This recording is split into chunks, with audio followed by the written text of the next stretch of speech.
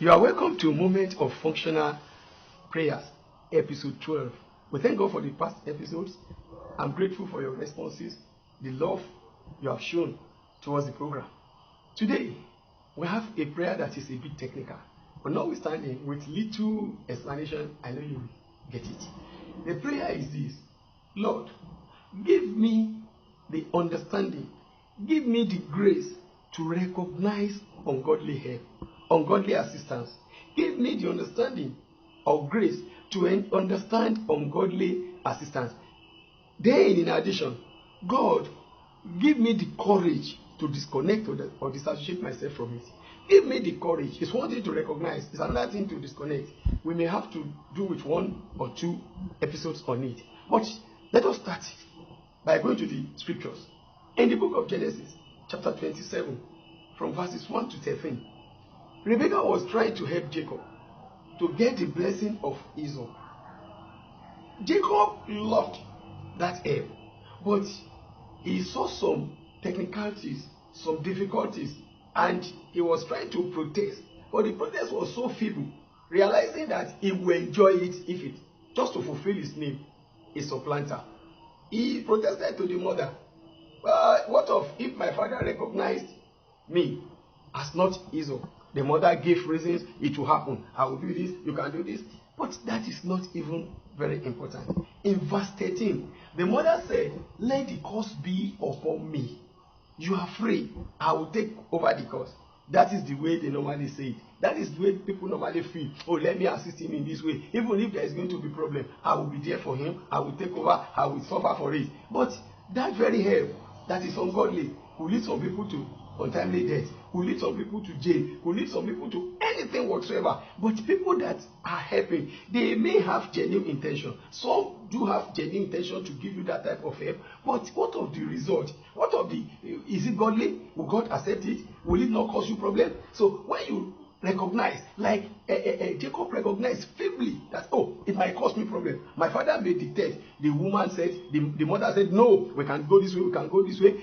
The woman preferred on him. But alas, in the book of Genesis chapter 32, from verse 24 to 29, when the repercussion came, when Jacob was left alone to fight the angel, the mother was not there. After a little bit of struggle, we say, hey, he fought the angel and he won, but he knew that he suffered for it. Then the angel said, what is your name? He now said, my name is this, my name is a supplanter, and what have you. You can imagine, where was the mother? Where was the mother? Rebekah would have died, or Rebekah was not even there to assist. So at times, there are ungodly help that one will receive and will disorganize one's life. Let me go into another character in the Bible. What of Joseph?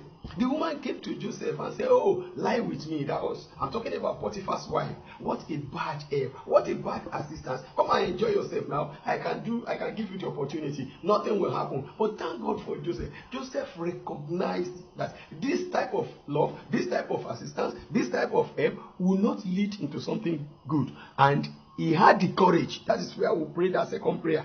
He had the courage to move away from it. He had the courage to run away for his dear life. Many people, they recognize that this thing might backfire. This thing might not be a godly help. God might not have interest in this. God might not support this. But because of that lack of courage to run, to say, I don't mind, I don't want, they entered into it and they kept on regretting their lives. Before I go further into the Bible, let's come into this world. Many people today that have gone into rituals, gone into so many things you will not believe. When they are caught, you will be hearing say, it is also person that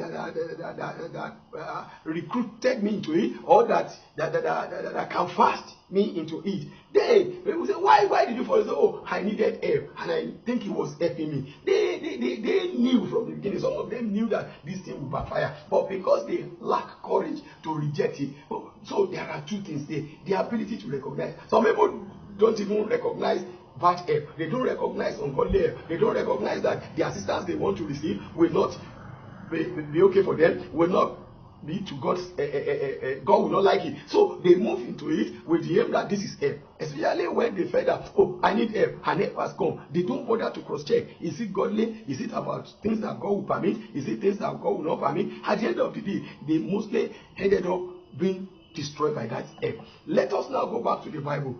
That one will help you a lot. You will understand what I'm saying. When David was about to go and fight Goliath, after convincing Saul that I could do it, I will do it, Saul said, fine, let me now help you out. There will be the need for you to be fully armed. And the Bible says in the book of 1 Samuel chapter 17, the Bible made us understand in verse 38, and Saul armed David with his armor. He gave him everything, his sword, his clothes, everything. Don't forget, genuinely Saul wanted to protect Samuel. David. He wanted to help David. He wanted to give David everything that will make him a winner. But do not forget the following shortcomings in that help. Number one, it was the same clothes, the same armor that Saul used, and he failed, and he ran away from battle. Number two, David was not conversant with this type of armor, and may not even know how best to use it.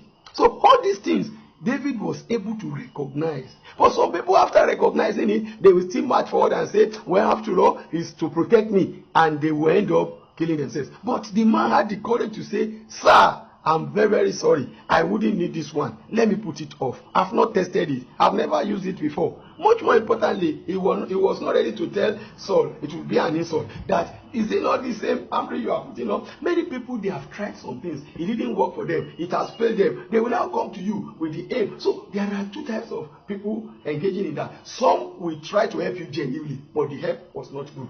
But some, they knew for sure that the help will lead into trouble, but they will still present it as help. But when you have the courage to understand that this is an ungodly help, this is a dangerous help, and you have the courage, you have the wisdom to understand, you have the courage to resist, to disconnect, then you are there. So what I'm saying this morning or this moment is that you should pray that God, give me the understanding, the wisdom. Thank God we have treated wisdom. We have prayed for wisdom to be able to recognize ungodly help, ungodly assistance. You are going to pray this morning, Lord, every ungodly assistance around me. People will come to you, hey, this is the way we are making money in this organization, this is the way we are making money in this company, come and do this, come and do that, come and do that. You yourself, you need money. You are a human being. You have a lot of things to use money for, but you need to ask yourself, will it not lead to problem? Will it be the type of help that God will want? Especially some people say, I have prayed for help, I have prayed that God will send somebody to me. Now a friend has come with an idea. Is that godly idea? Is that the type of idea that will raise you up? Is that the type of idea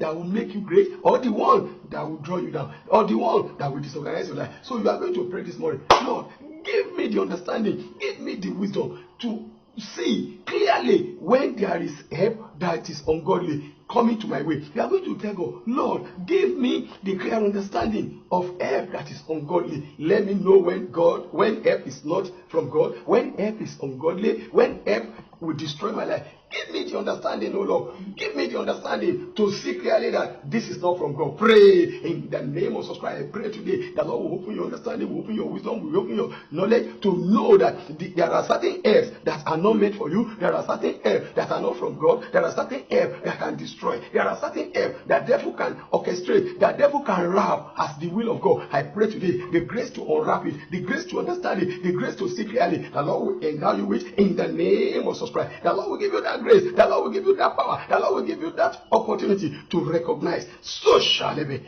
In Jesus' name we have prayed.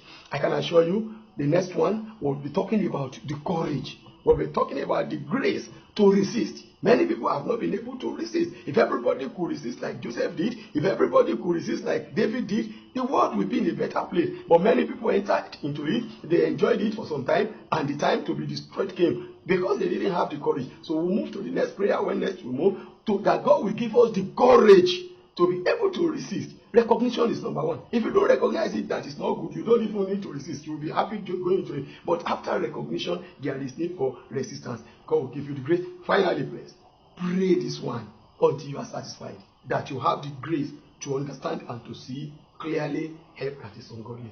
God bless you. You are welcome.